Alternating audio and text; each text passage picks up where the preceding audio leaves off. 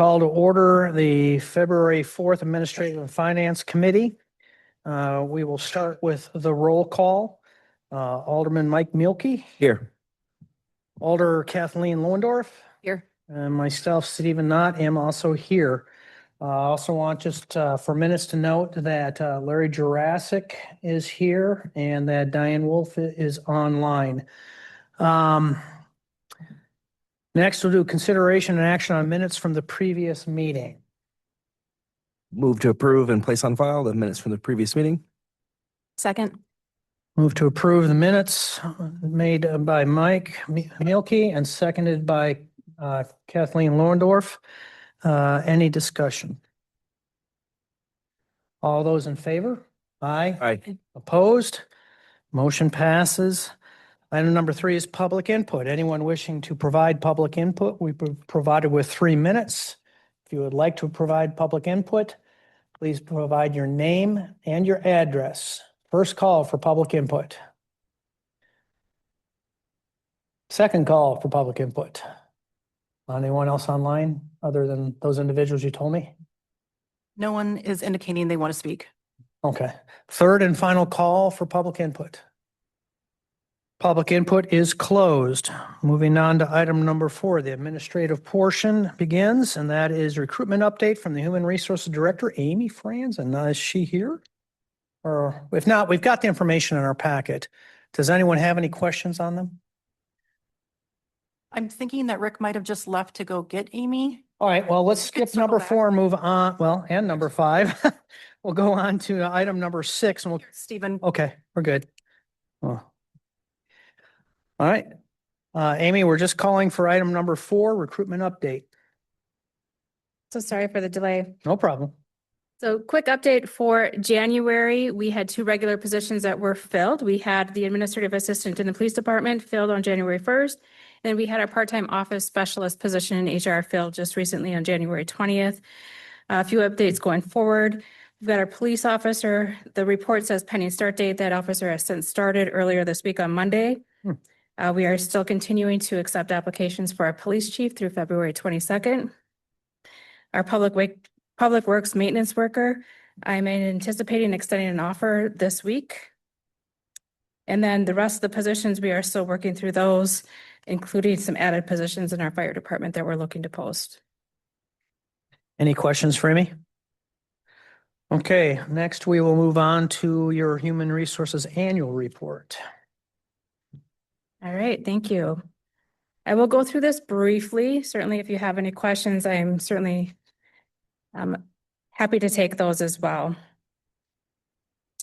So human resources, our goal is continuing to provide quality service in all of our personnel operations and all of our functional areas that are listed. Much of our focus in 2025 was spent on system updates. As you know, we implemented a new system called BSNA and also our timekeeping system called UKG. Boy, there's some feedback going on. I don't know where that's coming from. I'm going to step away a little bit. 2 of our key accomplishments, aside from the system updates, which were our largest projects, we're also coordinating an internal equity compensation review project that is still underway. And then we also implemented a more robust background screening process for all of our city employees as well. Looking through the area, starting with staffing and recruitment, we ended the year in 2025 with a total of 118 regular positions, with 116 of those positions filled by year end. All in all, we had a total workforce of 405 employees, which includes all of our seasonal employees as well. Our turnover rate was 5%, which is a continued downward trend from previous years. One key item for council's awareness is that our workforce that is eligible to retire in 2026 is now at 27%. So that proves challenges in both recruiting and succession planning. Moving on to compensation and benefits. Again, one of our major accomplishments was working closely with that third party on our internal compensation and equity review. And it consisted of 58 non-represented job descriptions as part of a 3-year initiative with a potential implementation that is targeted for 2027. In terms of benefits, health insurance enrollment remains strong with about 83% of eligible employees currently participating. Our leave administration for extended leaves also continues to rise compared to prior years. And then moving on to employee and labor relations. HR was part of the negotiating team that negotiated a new collective bargaining agreements in our police department. In 2026, our fire department labor agreement will be up for negotiations. Moving on to our other areas, again, unless there's any questions, I'm going to move on right on to safety and risk management. Here, the city continues to perform well in both safety and risk management with workers' compensation. Our experience modification factor remains below 1, and also we see decreasing claim costs compared to previous years. So looking ahead to 2026, our focus is going to be on enhancing that employee experience. We look to add the employee self-service portal through our new BS&A system, and then continue our proficiency with both of those new programs that were recently implemented as well. Any questions that you have? I have a comment. Yeah, so the turnover rate of 5% is actually astounding. The average rate for turnover for municipal government employees is between 15 and 20%. So yeah, we're between 1/3 and 1/4 of that. So that speaks loud to the staff's devotion to the city, as well as the, I guess, the working climate as well. So that's outstanding news. Well, any other questions or comments? All right, Thank you for all the hard work. thank you. Next is the authorization to hire a full-time groundskeeper position. You're gonna address that? I will start with this one, and then there may be others that add in as well too. Joanne, did you need me to move that over now or just later? Wouldn't mind going back and forth just in case. Thank you. All right. Dan wasn't able to be here this evening. He is at a conference, and actually is an organization where I think this afternoon he was sworn in as the president-elect, who will be taking over the organization over the next year or year or two. So he wasn't able to be here this evening. I've had some conversations with him. Brian Babish is here as well too, who I can believe can also add anything that we would need as well. So just to kind of give a background, Dan did submit a memo that is included in your packet, which really lays out everything that is being requested. But an overview of it is there are 2 part-time positions, regular part-time positions that are currently empty. And before filling either one of those positions, Dan had conversations with his staff, as well as myself and Human Resources and Finance in regards to what would it take to make this a full-time position. Part of the reason, or a big part of the reason, is it's much easier to recruit for a full-time position than it is for a part-time position. But along with a full-time position comes benefits that maybe a part-time position might not have. And so the reason we were bringing this forward is, kind of overview now, we can get into more details if we want. The budget for 2026, as you saw in the memo, the anticipated start date for a full-time person, what is budgeted for both positions for 26 would cover the full-time position for 26, including the benefits. Obviously for 27, that would be above what is budgeted for 26. And so that is something that we would have to take a look at. This is a position that would be budgeted 100% out of the tourism fund. So this wouldn't be coming out of the general funds, but it would be coming out of a separate fund. Obviously with tourism, generally, we've been having a very strong tourism over the last several years since COVID in particular. How tourism does in the future obviously remains to be seen. Dan is confident or comfortable it'll continue to go in the right direction. But again, in any given year, just never know exactly what's going to happen. Having said all of that, his request is move forward with a full-time position, which would be the same job duties and responsibilities as each of the part-time positions. For 2026, that cost would be covered by the budget that is in place for those 2 part-time positions. And again, in 27, we'd have to look at, there would be some additional cost as well. So that's just an overview. Brian, did you want to add anything to that? Great. I do have, well, I guess we need a motion first. So I will move to approve. Second. Motion approved by myself, seconded by Alder Mielke. Now discussion. So understand that the conditions for this were event related, so that's why wasn't on our 2026 budget agenda, if you will, meaning that both part-time positions happen to be vacant right now. So that gives us an opportunity. The cost impact, I see what it is for 2026. You mentioned it, hinted at it anyway, on the out years. I'd really like to have seen in here an annual cost comparison, what it cost, assuming that both part-time positions were filled the entire year versus one full-time position, including benefits. Yes, Sabrina. So that would probably run around 25,000. Above, Because that would include health insurance. Again, we don't know the health insurance costs for 2027. So I can't give you exact numbers, but it Sure. would be likely around that amount, around 25,000 for the health insurance, dental insurance, to make them a full-time employee. and I know that that's not general fund money, so, but historically, we have been pretty strong in the tourism fund, correct? Correct. So Sabrina, what do you think the risk level on this is? I mean, this is a guess. I understand that. You don't have a crystal ball. In my time here at the city, tourism has been great. Every year, it just keeps getting better. 2024 was an astonishing year. 2025 was slightly down from 2024 in regards to tourism. But I believe even if tourism were to go down slightly, that budget could absorb those costs.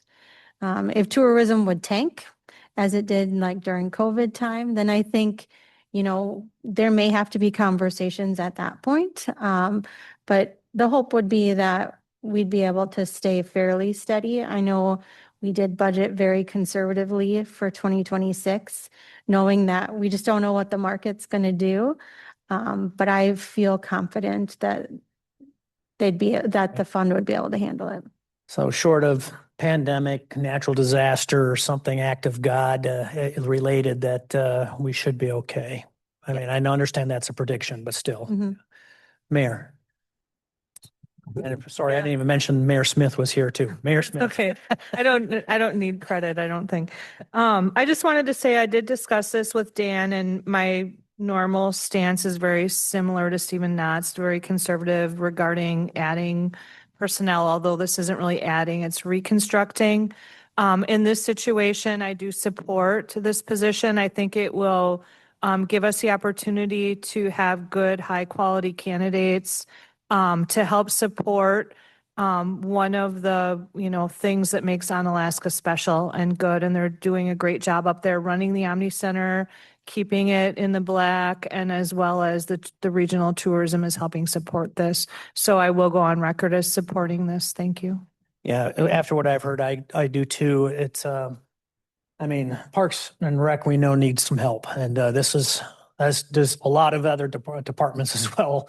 They're not alone in that, but this is a way that sounds like we can actually afford. So, yeah. Any other comments or questions? Yeah, Mike. Thank you, Chair. I guess just one thing that I was thinking about with this is, when we talk about part-time to a full-time, I think that the pride and, like we talked about earlier, the longevity of people staying here is higher. So I do support this as well, just because I do think that the quality of candidate we're going to have is going to be much higher. Not saying our part-time workers don't do a great job, but I think that the pride of work, having a career that you're proud of, is something that would, stand out with us as well. Cool. Any other comments or questions? Okay, we have a motion and a second. All those in favor? Aye. Aye. Opposed? Motion passes unanimously.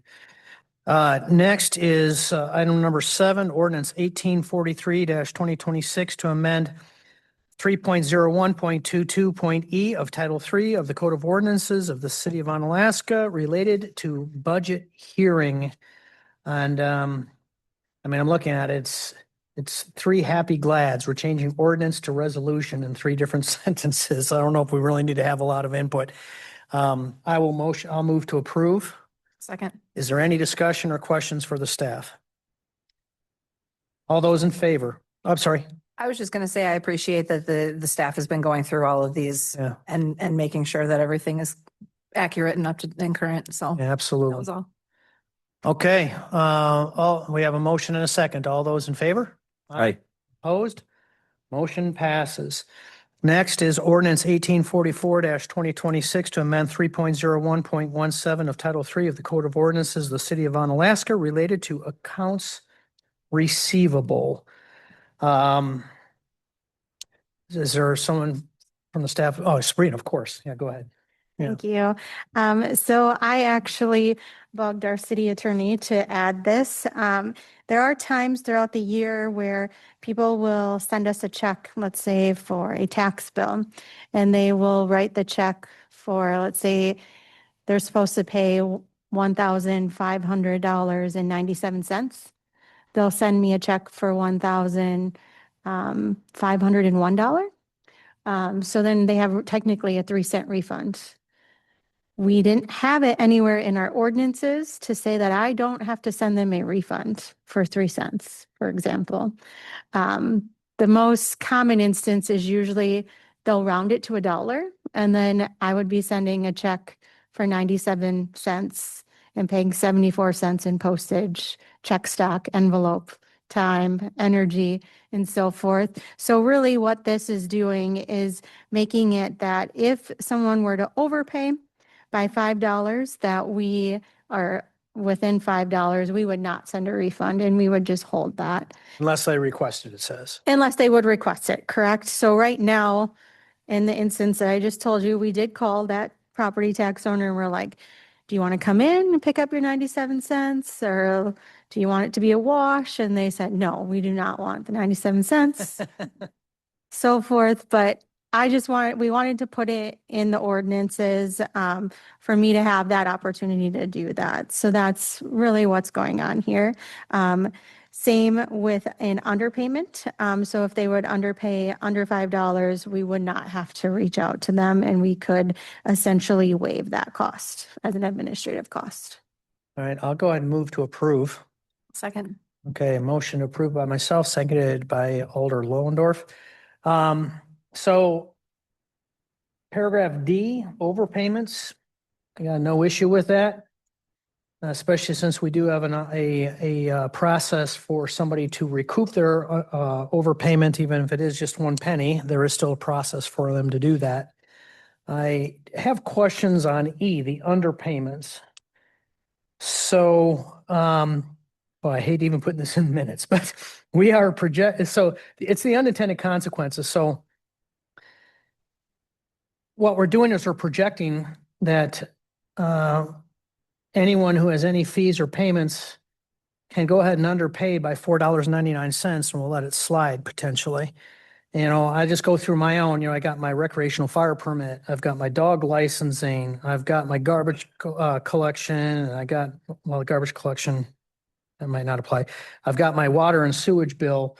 It all adds up. If I were to do that on all of them and say, I'm just gonna, cheap it up by $4.99, it's going to be $20, $25 a year by the time we're done. And that basically nullifies even the wheel tax. So this could be significant numbers if enough people decide they're going to do that. And I think the reasoning for that is we say may be waived. I'm sorry? We put in the word may be waived. May right? be waived. So it doesn't mean we're going to waive it. But Okay. we could, I think, I don't know if Amanda's online, but I think there's been instances where maybe there's like someone who has a bankruptcy or something of that nature. We're not going to go after them if they owed $4.82 for their water bill or something of that nature. So we wouldn't just waive $5 on a regular basis. Okay. But if we ran into an instance that we would have the opportunity to waive that. Okay. And would you also look at prior history? I mean, is it Oh, somebody who absolutely. constantly does this, or is this a one-off? Yeah. Correct. Yep. And same with the water bills. Like we typically don't just waive if they didn't pay $5. Like that is, I think it's just the opportunity that if we're in that type of situation that we would be able to waive it. Okay. I think that's why she wrote it as may be waived. Okay. And actually D also says may. Yep. So, Okay, Alder Jurassic would like to speak. Come on up. And you're going to need the recording device there too. So, yeah. The only question I have, is there a date, time date, like, Lift that up. Yeah. is there a time date on this as far as 10 days we have to notify them, or is there anything in writing? No, That's the only thing I suggest, that it be added to the, I don't know. I guess I don't understand the time Yeah. date. I don't know what you mean either. So they have within 10 days to do either one of these. or- Oh, 10 days to request a refund if they, I don't know, it's just, there was no time date. or maybe it's within the fiscal year. I don't know.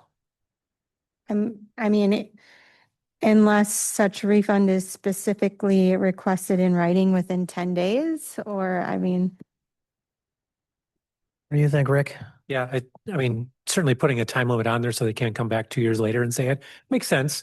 I mean, I think that would be a limited situation, of course, when that would happen. But it certainly could shore things up and make it clear that they have a certain time frame to do it. So within 10 business days, I'd say. That way Yeah, you don't end up jipping them out 4 days if it happens to go across 2 different weekends. correct. Yeah, business days, I think makes sense. Okay, so within 10 business days of an overpayment, is specifically what we're talking about. They're not, I Joanne? just want to clarify if that would be within 10 business days of receipt, not of issuance. I think within 10 days of receipt at our end makes most sense, 10 business days. Mhm. Yeah. Would you agree? Mhm. Yeah, okay. Good point. Yeah. Any other questions or concerns? And I guess I just want to clarify. So that's for the overpayment, obviously with the underpayment, that we don't need to add anything to that. I don't think so. I just want to make sure we're clear on that. So. Yeah, we just make the decision whether or not we're going to pursue it or not. So, yeah, Yep. okay. Okay, we have a motion and a second. Are All we those. amending the motion? Yeah, you have to amend. Oh, Yes. I will move to amend 3.01.17 subparagraph D, overpayments, to state city departments may retain overpayment fees, licenses, and similar charges when overpayments is $5 or less, unless such refund is specifically requested in writing within 10 business days of receipt. Second. Any discussion on that? Okay, so we're voting on the amendment. All those in favor? Aye. Opposed? Motion passes unanimously. Now we're voting on the actual ordinance change. All those in favor? Aye, say aye. Aye. Aye. Opposed? Motion passes unanimously. Okay, next is item number 8 or nope, wait. And we're done. All right, we're on to the finance pieces. You're on there, Mike. All right, thank you, Aldernott. We are moving on to the finance portion of tonight's meeting. First item is item number 9, the Omni Center financials, and I'll pass this over to our finance director, Sabrina. thank you, Chair. So in your packets tonight, starting on page 13 is the Omni Center financials. First, starting with the balance sheet on page 13.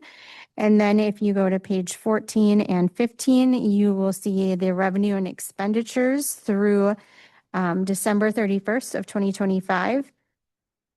As you can see, our total budgeted revenues was $808,282. We did succeed that with $896,089.82. So we did go almost 11% over in revenues. And it has not ended in regards to revenues. We are still waiting to get a couple room tax items still. And then I will be doing an operating transfer into line item 640-0000-449201 for the fourth quarter room tax. So likely they will have an additional 30 to 35,000 of room tax dollars. So the Omni Center financials are not final yet. Then on page 15 is the budgeted expenditures. Budgeted expenditures were $818,449. We did end the year with $880,707.98. I think all of the expenses are in. There may be one or two minor things that would still happen through the end of the year. But right now, the Omni Center is in the black again for 2025 with $15,381.84 as their surplus. That's on page 16. And again, that's before adding between $30,000 and $35,000 for room tax. Thank you, Sabrina. I will move to approve and place on file. Second. Motion by Alder Milky. It's been seconded by Alder Knott. Any discussion? Not seeing any. All those in favor? Aye. Any opposed? Motion carries unanimously. On to item 10, City of Onalaska General Fund. We'll first start with 10A, the 2025 financials. And again, I'll pass this over to Sabrina. Thank you. Next in your packet, starting on page 17, is the balance sheet report for the City of Onalaska General Fund. That goes on to page 18. Then on page 19 begins the revenue and expenditure report. If I can draw your attention to page 20, our total budgeted revenues for 2025 were $12,083,011. We did come in at the end of the year with $13,394,796.50. So we did come in over our budgeted revenues. There will likely still be a couple journal entries that will be done. One of them is our dog licenses. We received that from the county, and I haven't received that yet. There's a few other smaller journal entries that will happen, room tax and so forth. But looking really good for our total revenues. Then if I can draw your attention to, I believe it's page 34 to see our budgeted expenditures. Our total budgeted expenditures was $12,083,011. Year-to-date expenditures through 12/31/2025 were $12,399,417.22. So we did go over budget of our expenditures, which we knew some of that. The council had approved the health insurance holiday. We had reserved some money in our fund balance for that. And then other areas that went over budget in the year, which I'll talk more about coming in the next items. But that is the financials for the general fund. It does end the year with excess revenues of $995,379.28. And again, that being because we were conservative in our budgeting of revenues, and we went over those conservative numbers. So all good things. Alder Knott. Yeah. And before anyone gets, big eyes going, I want to remind everyone that we actually spent more than that in the last year out of our surplus funds between fire truck and emergency road repair, things of that nature. So it's awesome that we're bringing more in, but we've pretty much spent that already on emergency needs.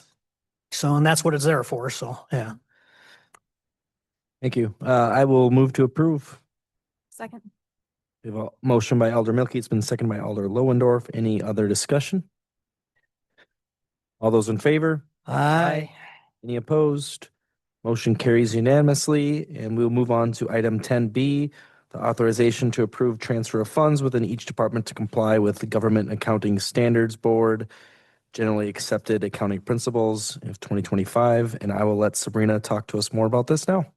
All right, thank you. So next in your packets, starting on page 35, is the revenue and expenditure report that you just saw, except it's in a very pretty spreadsheet. Sorry if it's too small. But this spreadsheet, essentially what I'm doing is moving items, what you're approving in item B is if you look at the spreadsheet, 3 columns from the end of the spreadsheet where it says interdepartment transfers. That's what we're approving now. Moving dollars within each fund. This is really just an accounting procedure to make it so my audit looks good, is moving dollars within each fund. For example, you can see in Common Council, salaries just due to how the years end with accruals at the beginning of the year and the end of the year. If salaries was over, but other items were under, it's just moving dollars within each department. That's what we're doing here in item 10B. There is a resolution later where we're moving from department to department, which is the last 2 columns, the fund transfer out and fund transfer in. But what we're doing in 10B is taking a look at all of those items that are within the department. Overall, most departments did a really good job of coming in under budget. Some of them went over budget, but a lot of that, we knew some of that was going to happen. With the health insurance, again, that increase, we set money aside in the reserves for that and so forth. So I'll take any questions that anybody has. Thank you, Serena. I do have a question. I remember this last year too. It seems like a lot of work for you to do this. There's no easier way for this to be done throughout the year. Not really. Okay. No. We just like to do a lot of work. Yeah. All right. I was just curious. So, because I just remember this from last year as well. It was the same. And obviously you're doing this to make it clean and, for your reports and everything. So I was just curious. Thank you. Yeah. Any other questions? Just a comment of, I think that our finance director, as well as her predecessor, both are incredibly transparent on where our funds are and where they're going. So, yeah. All right. With that, I will move to approve item 10B. I'll second. Go ahead. Second. All right. A motion by Alder Milky, it's been seconded by Alder Lohendorf. Any discussion? All those in favor? Aye. Any opposed? Motion carries unanimously. On to item 11, the 2026 financing plan. A presentation by Bradley Vio from Baird. Thank you for being here tonight. Yes. Thank you, Brad. Bet, no problem. So I'll walk through this presentation and answer any questions. And there's a lot of moving parts in this year's financing plan. There's 3 separate debt issuance, which are planned to fund the city's capital program for just general capital, water and sewer projects and stormwater projects. So starting out in terms of a timetable, in terms of summary on the first page of the presentation, I've got a summary of those 3 issues. First, on the left-hand side, general obligation promissory notes. The estimated size, $2,675,000. Next to that, you'll see a bond issue for water and sewer projects at $5,740,000. Stormwater projects at $1,610,000. So later on your agenda, you'll see 3 separate resolutions, one for each of these. The purpose is outlined next, and then structurally, we've got a repayment period for the GO notes that has a final payment in 2042. What I want to point out here is if we go back just 5 years or so, the city's practice had been to issue its GO debt over a 20-year repayment period. And per the city's direction, we've been making efforts to really shorten up that repayment period. Cities with the credit characteristics of Onalaska and with a high bond rating typically finance their capital program over a shorter period than 20 years. It's typically around 10 years or so for your routine projects like roads and equipment replacement. When you have larger standalone infrastructure projects like a city hall, library, fire station, those would be financed over 20 years. So really, as a best practice, the city is making efforts to shorten the financing term, and we're continuing that with this financing this year. The water and sewer bonds and the stormwater bonds are funded or repaid over a 20-year period. And that, again, that's standard practice for debt that's supported by enterprise revenue. The first interest payment is outlined. It's this year, and those interest payments will be fully funded. So, and then there's call features, meaning the city has the option to prepay debt at its option, either with funds available on hand or with refinancing with another obligation. So with your GO issue, the first call feature is 2034, and then the 2 revenue bonds, we have a 2035 call feature. Estimated rates based on current market. 4.04% for the GO notes, 4.39 for the water and sewer bonds, 4.42 for the stormwater bonds. These rates have actually dropped a little bit since I prepared this. And I would think rates would be about 1/4 of a point lower than what I'm showing here. But for planning purposes, I do like to be somewhat conservative on these projections. The approach with the resolutions is the same that the city used last year. The resolutions establish a narrow set of parameters. Once those parameters are met, the debt can be finalized outside of a regular scheduled city council meeting. So the parameters are detailed on the bottom, includes a not to exceed borrowing amount. I'd point out that the not to exceed amount for the revenue bonds is greater than the GO bonds. And that's because the revenue bond sizing is somewhat variable because there's a reserve fund that's set aside, and that reserve fund is funded with bond proceeds. It's dependent on the interest rates that are locked in to determine the size of the reserve fund. The GO debt, because you're taxing you're pledging your taxing authority, there's not a reserve fund required. So that's why you'll notice the size differences. The not to exceed interest rates are outlined, 5% for the GO and 5.25% for the two revenue bonds. And then we've got flexibility here to modify individual maturity payments, individual principal payments up to a certain dollar threshold. And that's the intention there is so we can meet the debt service targets that fits into the city's debt service financing plan. So in terms of a timeline, with your authority, your approval of the resolutions tonight, this would go in front of the council February 10th. Baird and city staff are taking steps to bring these issues to market. We'll prepare official statements for each of these. That's the disclosure document. We're going to secure ratings from Moody's Investor Service. We'll market the notes and the bonds to investors nationwide. And then it's anticipated that on or around March 4th, we'll finalize the rates and terms and have the approving certificate executed. So that's what locks in the final details of the obligations.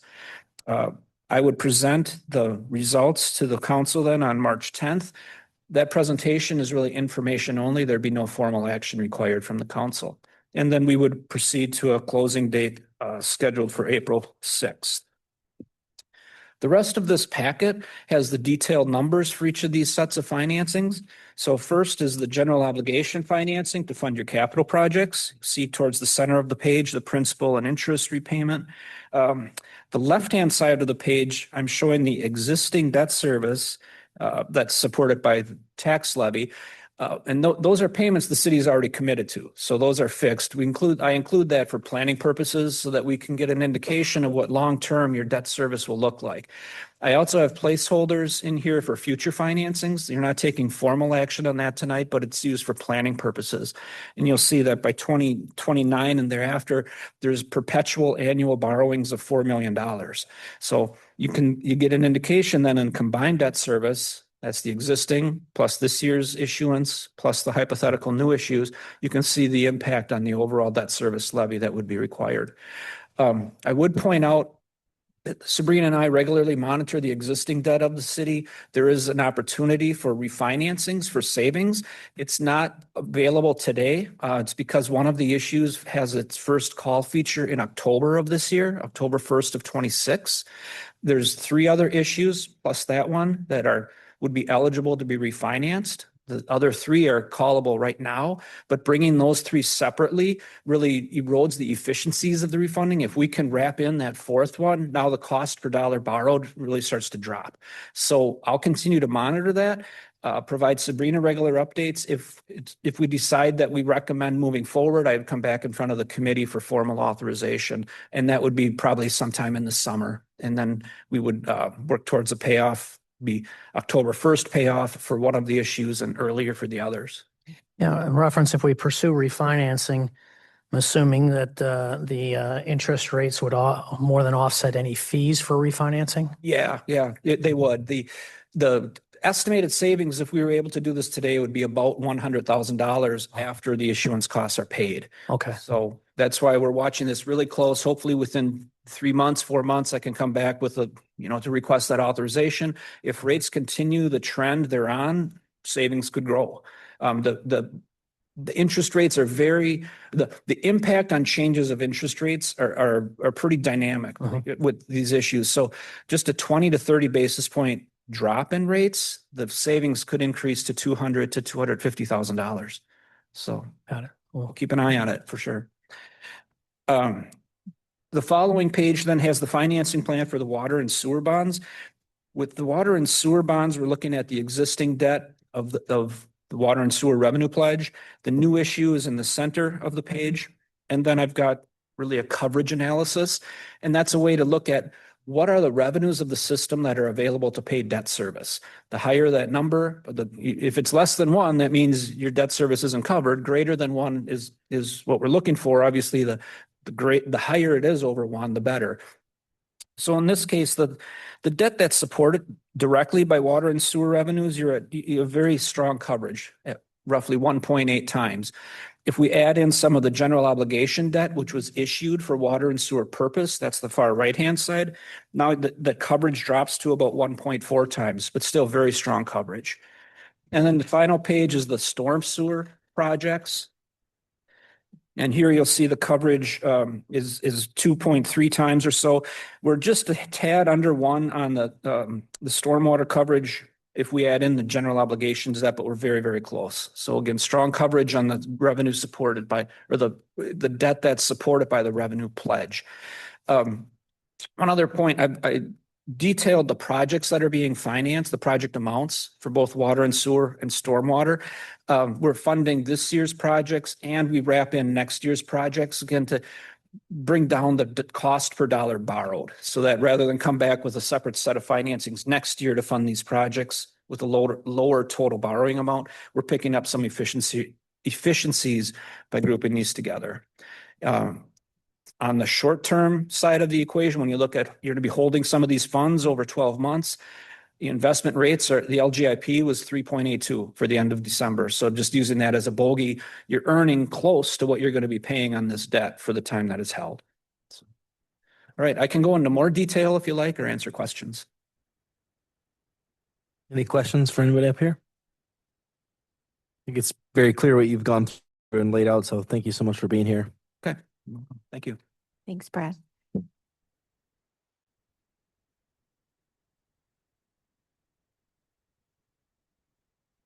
All right, on to item 11. This will be resolution 1-2026, a resolution to transfer to and from various departments in the 2025 general fund budget.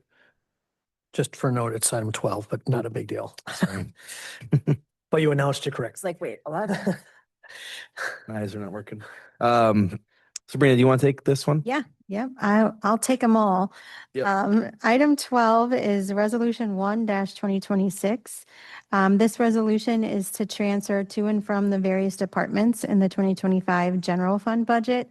Again, back on item 10 in item 10B, it's those last two columns. So what this is doing here in the first part of the resolution is it's saying these items were budgeted for these items.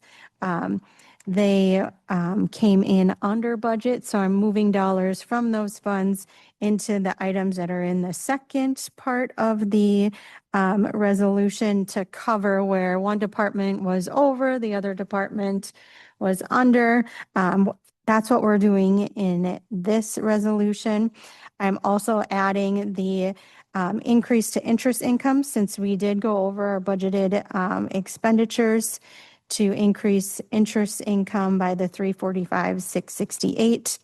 Again, I could have gone through and done even smaller amounts from fund to fund, but I used kind of larger numbers to offset that and make us have an even budgeted revenues and expenditure, or increase our budgeted expenditures to offset where we went over, is what I'm doing here. I'll move to approve. Second. All right, we have a motion by Alder Knott. It's been seconded by Alder Lohendorf. Any discussion? Not seeing any. All those in favor? Aye. Any opposed? Motion carries unanimously. On to item 13, resolution 2-2026, the resolution to transfer from the 2025 general fund budget to the special revenue fund, equipment replacement fund. I'll hand this over to Sabrina again. Thank you. So next, Resolution 2-2026.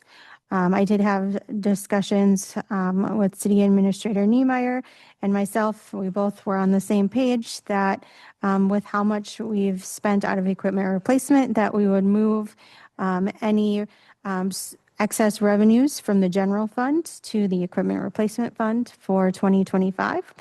So then that will sit in the reserve for the equipment replacement fund. If there are additional dollars through closing out the year, I may come back with another resolution to move any additional dollars, just to move them into that equipment replacement fund. So just taking out of one and moving it into the other. Motion to approve. Second. All right, we have a motion by Alder Knott, it's been seconded by Alder Lowendorf. Any discussion? I guess I just had one comment. I'm glad to see that we're starting to refill that reserve account. So any other discussion? All those in favor? Aye. Any opposed? Motion carries unanimously. On to item 14, Resolution 3-2026, the resolution to transfer from the 2020 fund general fund budget to the special revenue fund special projects. And again, I'll hand it over to Sabrina. Thank you. So next in your packets, page 56 is Resolution 3-2026. We do this. We've done it every year I've been here, and I know it was done prior to me coming to the city. But if the city does have some surplus revenues at the end of the year, we do move some money from court penalties into our DARE program. So that's what this is doing. The court penalties revenue line did go over what we had budgeted. So this is just moving some of those dollars to our DARE program. Move to approve. Second. All right, a motion by Alder Knott, it's been seconded by Alder Lowendorf. Any discussion? Not seeing any. All those in favor? Aye. Aye. Any opposed? Motion carries unanimously. Now on to item 15, Resolution 4-2026, the authorizing the issuance and establishing parameters for the sale of not to exceed $2,675,000 general obligation promissory notes. This was part of our presentation we just had from Brad. And I'll hand this over to Sabrina. Yeah, I don't really have much to add other than this is essentially what Brad just presented on. It is giving us the opportunity to go forward with the general obligation promissory notes. Thank you. I will move to approve Resolution 4-2026. Second. Motion by Alder Milkey, it's been seconded by Alder Knott. Any discussion? Not seeing any. All those in favor? Aye. Aye. Any opposed? Motion carries unanimously. On to item 16, Resolution 5-2026, authorizing the issuance and establishing parameters for the sale of not to exceed $6,200,000 the water system and sewage system revenue bonds of the City of Onalaska, La Crosse County, Wisconsin, and providing for the payment of the bonds and other details with respect to the bonds. Sabrina? Again, this is authorizing us to move forward with the water and sewage system revenue bonds, not to exceed that $6,200,000. Motion to approve. Second. All right, we have a motion by Alder Knott, it's been seconded by Alder Lowendorf. Any discussion? That's a mouthful of a name. Not seeing any. All those in favor? Aye. Aye. Any opposed? Motion carries unanimously. On to item 17, Resolution 6-2026, authorizing the issuance and establishing parameters for the sale of not to exceed $1,800,000 stormwater system revenue bonds of the City of Onalaska, La Crosse County, Wisconsin, and providing for the payment of the bonds and other details with respect to the bonds. And again, Sabrina. Thank you. And then the last one here regarding the bond issuance is Resolution 6-2026 for us to establish the storm system revenue bonds not to exceed $1,800,000. Motion to approve. Second.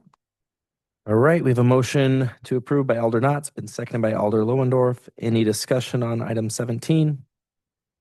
Not seeing any. All those in favor? Aye. Aye. Any opposed? Motion carries unanimously. On to item 18, designate funds in the general fund and equipment replacement fund. Sabrina, we're going to wear you out. Yep. Here we go. All right, item 18. In your packets, and we did send a new memo. So if you could reference the new memo on page 134. There were 5 separate requests from department heads and 1 from our mayor, requesting dollars to be moved to 2026 projects that were not completed in 2025. My recommendation would be to approve these items and designate the funds in the general fund and equipment replacement fund. So the first memo in the packet is for the street department. In regards to signs, this would go to account number 100-00000-33427. Again, I'm putting money in the reserve to let them go over budget in their street department sign account. So that, I know Jared's memo outlines a lot of it, and he's here if you have any additional questions. But due to the instance of them not being able to get all the signs that they needed, I think it is worthy of carrying those dollars forward. That's the first one. The second one is from our city administrator for $5,849.82 for the break room project that is ongoing. I know there are a few things that they want to finish up, and that would go into account number 207-00000-334231. Again, that would be in the equipment replacement fund.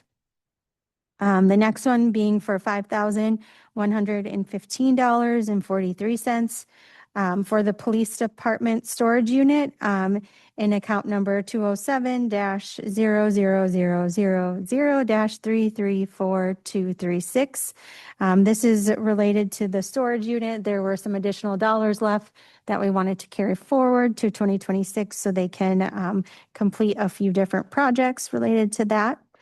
The next item is $2,000 for the Onalaska 175th celebration, and that would go to account number 100-0000-334142. And this was savings that the mayor had in her budget. I don't know if you want to add anything else. I had a memo. Yeah. And then lastly, and this one was added after the effect, for $4,798 for library carpeting in account number 207-00000-334238. And this is because they had they were waiting for some carpeting to come in, and they just got notice that they now have the carpeting was out of stock, and it's all in the memo, but now they are able to install that carpeting and want to carry forward the dollars so they can finish the carpeting project at the library. Motion to approve. Second. All right, we have a motion by Alder Knott, it's been seconded by Alder Lohendorf. Any discussion on this? Alder Knott?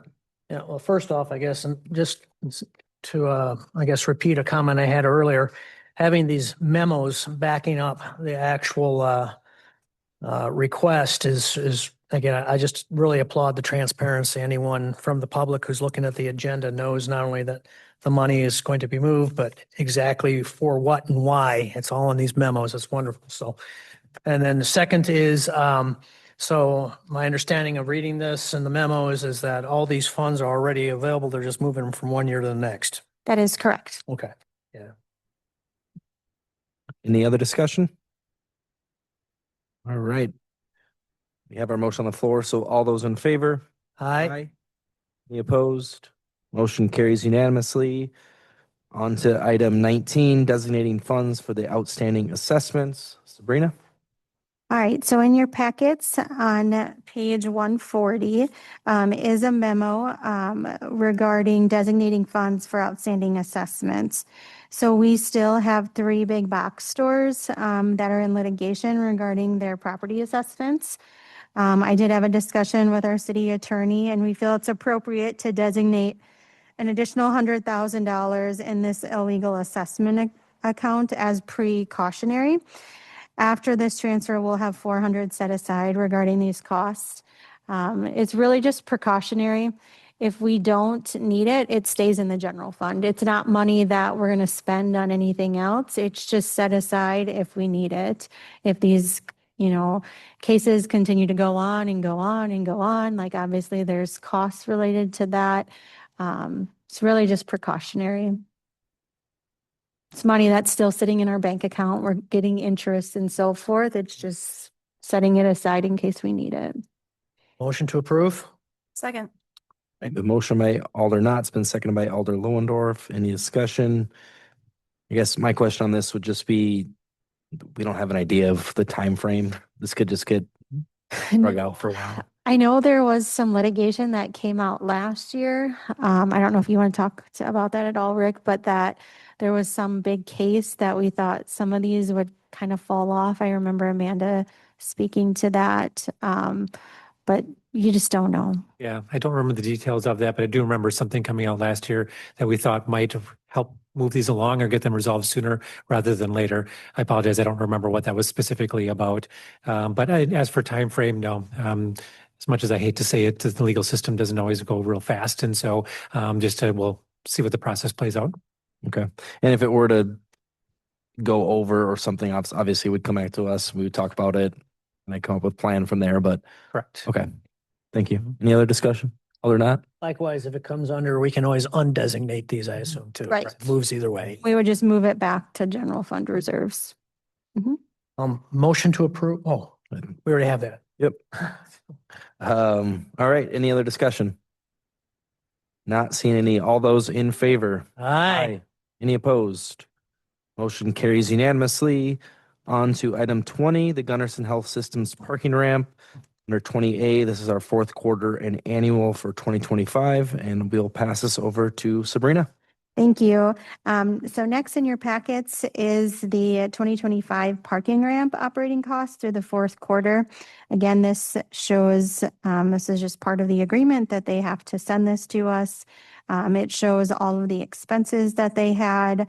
And then does show kind of towards the bottom our payment. So we pay $1,250 quarterly or $5,000 for the whole year.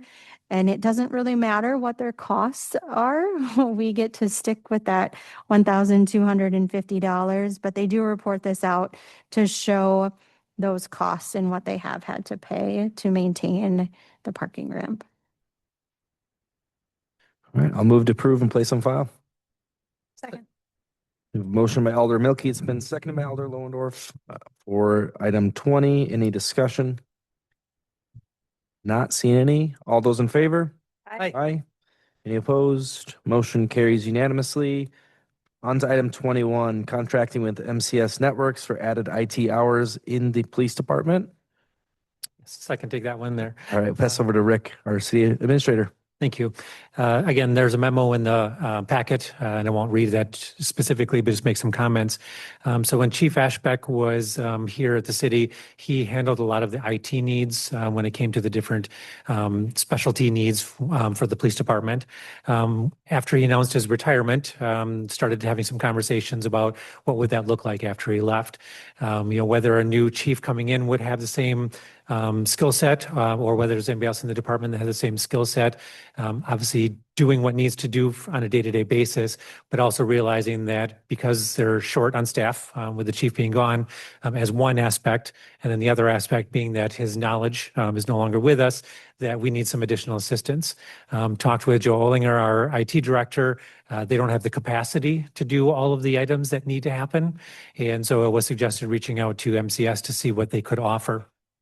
The proposal that's attached to the memo, that is just a proposal that they put out there that isn't necessarily we're going to use $18,000, but that was the proposal they gave us just as an estimate of what it might cost. There's a number of factors that it depends on, when it comes to the new chief and what other staff can absorb when it comes to these items as well. So essentially what we're asking is that you approve that we can utilize MCS for services in the police department as needed. And then they would come out of the other contractual services of the police department. This is not something that was budgeted for. Unfortunately, Chief did announce his retirement after the budget was approved. And so this is something that we're looking to take out of there.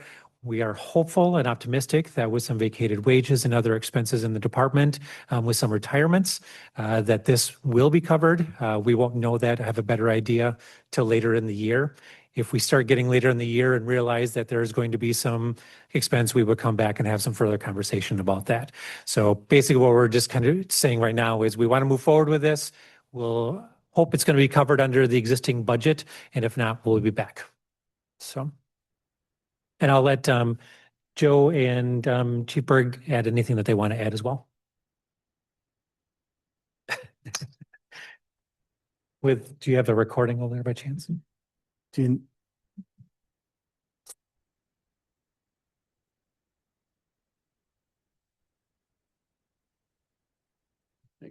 Yeah, I just want to say, those guys have a lot of specialized equipment over there, and it's not something that anyone, either myself or Officer Colgan or Sergeant Colgan, he's going to be doing as much as he can, but it's not anything that you can learn in a day or a week or a month. It's going to take years to kind of get up to speed with it. A lot of their equipment over there is specialized, and it's stuff that I have never seen before. So it makes it hard for me to just be able to jump in. Also with being short on time in other areas. So that's why we're asking for this additional money. Yeah, I'll piggyback off of that. Sergeant Colgan is trying to learn and do what he can, but he still has a full slate of his other duties that are potentially going to start to suffer because of this. Chief Ashbeck frequently, several times a week, was dealing with these issues. And it could be like someone just walking in saying, hey, my squad camera is no longer working. And then, to have one of us go out there for an hour or 2 hours to try to troubleshoot this problem, we're not getting the rest of our work done, and they are critical pieces that we need to have operating. There's an expectation from the public that this stuff is working if something were to happen. So it is critical, and I would appreciate any help that you can give us. I'll move to approve before we go into discussion. I'll second. So we have a motion by Alder Knott, it's been seconded by Alder Milky. Our Mayor Kim would like to take the microphone. Yeah, thank you. I just wanted to add a little comment. So this is something Chief Ashbeck and I had talked about multiple times, and I just want to bring it up, like to put it on the table so people have an awareness that he really was spending a higher percentage of his time as police chief working on technical issues with the equipment than what he probably should have been. But we didn't have an alternative resource or a plan of something to do instead. So I think this is a good move to put us through temporarily as the rest of the team works out their current status quo. And then once the new chief comes on board, this is something I think everyone should have an alertness to, that we'll have to do some kind of a restructure or reassignment of duties, because I do think that the past Chief Ashbeck was spending a very large percentage of his time on these type of issues. So this is a real legitimate thing that we'll need to look to for the future. Thank you. Thank you, Mayor. And I guess I just had two questions based on like the invoice. I'm not sure who to direct it to, but first off, when would this be implemented? When would we be hiring them? Well, they already provide us services, so we would just be adding some additional services on to what they provide us. And I was just looking at my memo too. When I originally wrote this memo, it was requesting approval of additional monies. While we're not asking you to do that this evening, because again, our hope is that it will be covered under the existing budget. I personally would still like to have you approve that we can move forward with this, even if you're not actually approving some additional funds for it at this time. Okay. And I had a second question for the $18,000 that's on here. Approximately, do we know how long that term would last? Like for this extra hours of service? Like, is it for the rest of this calendar year? Is it for 6 months? I guess, do we have an idea of the duration of that? From my perspective, and if anybody wants to chime in, they can. Once the new chief comes on board and kind of gets acclimated to things, can assess what the needs are, and then determine where we go from there. I think the thought process was, at a minimum, get us through this time frame until the new chief comes on board, and then they can figure out what the next steps are going to be from there. That was just from my perspective, anyhow. Thank you, Rick. Joe? So the quote that's in the packet is basically for about 120 hours, which in my hope would get us through about 6 months or so.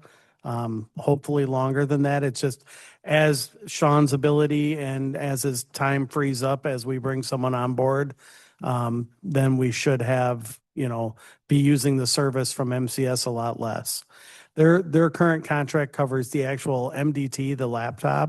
It doesn't cover all the other peripherals, the printers and the cameras and the cradle points and all these other things. So that's what this money would be going to support, was everything else. Okay, thank you so much. And obviously, this is important to have for not only our public safety, but for our officers and, everybody else here. So I understand. Aldernaut, did you have something you want to add? Do you have any other comments? No. Okay, yeah, so what I heard from Rick, then, do we need to amend this to specifically say that if the vacated wages and other expenses related to open positions within the department do not cover the cost that we're approving we're approving these funds anyway? What I would ask is that you make a motion to approve bringing on or hiring MCS to provide additional support to the police department as outlined in the memo. And if this is not sufficient, if we need additional funds, we will come back to council. Okay. Something along those lines, I think So would we'll be. still need an amendment because we've already made the motion to approve. Didn't we? I thought Yeah, we did. Yeah, okay. Yeah, so, I think your motion to approve should be okay because I don't think you said approve additional funds. I don't remember what the motion specifically stated. I was motioning to approve what the memo is requesting. Gotcha. Okay. So do I need to, Um, I mean, we need to have this. We can't have police officers without their equipment working. So, My perspective on it is that you're approving the estimate, which is attached to the memo, which is, again, not approving additional funding. So I'm comfortable with the memo or the motion as it is. If you feel it needs to be clarified from your perspective, otherwise I'm comfortable with they're it. comfortable with it, I'm comfortable. Sabrina? Thank you. So when they brought this forward to me, it's hard to really project to know where we're going to end. Hopefully we have a new chief and they can start on such and such date and it all will line up. But it's just hard to predict what that total savings and costs would be from vacated wages, vacated health insurance. We have payouts and so forth for sick leave when you retire and things of that nature. So it's just hard to predict that right now. If they need those additional dollars, I could come back with a resolution. Or we would just do it at the end of the year, kind of like what we've done in this meeting. So that's why it's like, well, we may need funds, but we may not need funds. Yeah. So I think it's a little confusing, but that's kind of where we're coming from. Thank you, Sabrina. Aldernaut? Are these IT related issues in the job description of the police chief? Or, I mean, I'm assuming that Not in Chief general. Ashback was probably doing this out of the goodness of his heart and because he knew what to do. I think the mayor pointed out in her comments too, that he was probably spending time on these above and beyond, which was beneficial to the department. So it's certainly not complaining about it. But I would say that that depth of IT needs is not in his job description. Yeah, so this will be an in perpetuity thing and that's what I'm Potentially. assuming anyway. Correct. Yeah. And that's why too, when the new chief comes in, can assess staffing situation and decide what's the best route forward. Okay. Yep. Well, All right, any other discussion? Chief, you have anything else? You're good? Okay. All right, all those in favor? aye. Aye. Any opposed? Motion carries unanimously. And on to item 22, adjournment. Adjourn. Second. Motion by Alder Lohendorf. It's been seconded by Alder Knott. All those in favor? Aye. Aye. Aye. Any opposed? Motion carries. We are adjourned at 6:39 39. PM. Thank you all.